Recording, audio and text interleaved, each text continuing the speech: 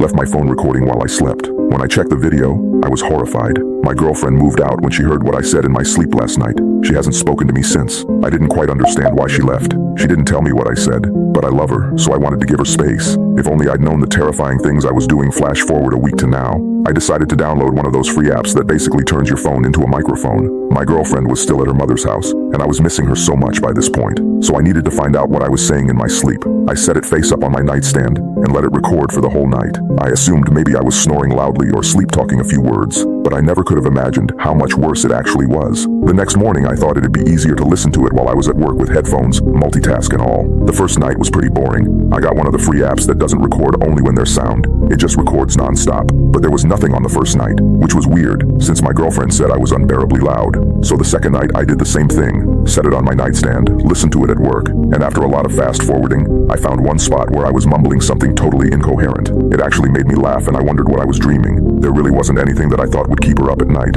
but she is a light sleeper, so the mumbling might have woken her up if she was there. However, on the third night, I actually hearing something. I decided I was tired of fast-forwarding all the time when playing back the recording, so I bought an app that only records when there's noise, and you can set the sensitivity that triggers recording. It was kinda neat, but I thought a little steep for the $5 that I paid for it. I didn't set the sensitivity quite low enough, because all I got was some very faint mumbling again, smothering in the beef rule and silly stuff like that, although a little more frequent than the previous night. I could definitely see how that would keep her up if I was that loud with the sensitivity so high. With the sensitivity set right, the fourth night was more of the same, mumbling and every now and then a coherent word that didn't fit a sentence. The recording picked up my dog Lilith moving around and breathing at one point.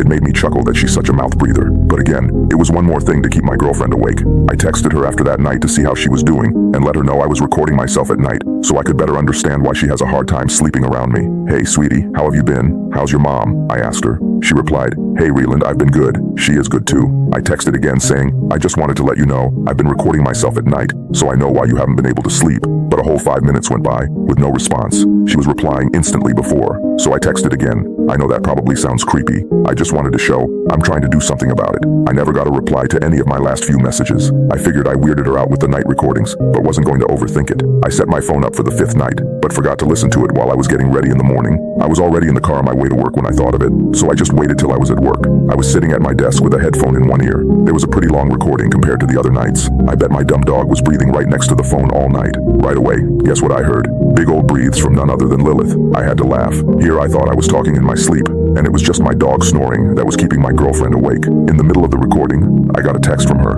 "Sorry, my phone died and wouldn't charge yesterday. It isn't you that keeps me up. It's the other voices." What does that mean? The recording was still playing in the background. Her land. What was I saying? Ryle. It kind of sounded like I was saying my name. Ryle, and I was. But what was she talking about? Other voices. The recording continued. Ryle, and the voice was deep. It was sharp. It was not me. I ripped the earbud out, and I quickly stopped the recording. My eyes immediately teared. I stared at my phone for a solid 30 minutes. I texted her back. "I just heard it." "Oh God," she said. "I knew I wasn't crazy." "No, I definitely heard it too," I said. "I couldn't listen to the rest. I don't know what I'm going to do tonight, but sleep is not it." I looked at my phone with the recording app, and the 5th night's recording selected. I couldn't listen to the rest. I don't know what I'm going to do tonight, but sleep is not it.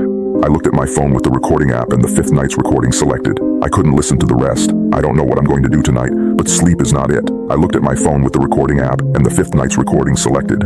All of a sudden, I was hit with a chilling realization. The dog, Lilith, had been at my girlfriend's mother's house this entire week. She wasn't in the house when the recordings were taken. The loud breathing wasn't Lilith's. It was something else. Something that wasn't supposed to be there. My mind raced, trying to piece it all together. I thought back to the nights, replaying the audio in my head. The breathing, the strange voices, the chilling realization was too much to bear. I felt my heart pounding in my chest. I tried to convince myself it was some kind of weird glitch, some interference, anything but the truth. But the voice was too clear, too real. My hand trembling, I scrolled to the 6th night's recording, the one from last night. I hit play, my heart pounding so hard I could hear it in my ears. Silence at first, then the soft rustling of sheets, my own muffled snores, and then the breathing, heavy, ragged breaths that echoed in the silence of the night. The voice returned. Rylan. It was even deeper this time, and there was a strange quality to it that sent shivers down my spine. This time, it wasn't coming from the recording. It was coming from downstairs.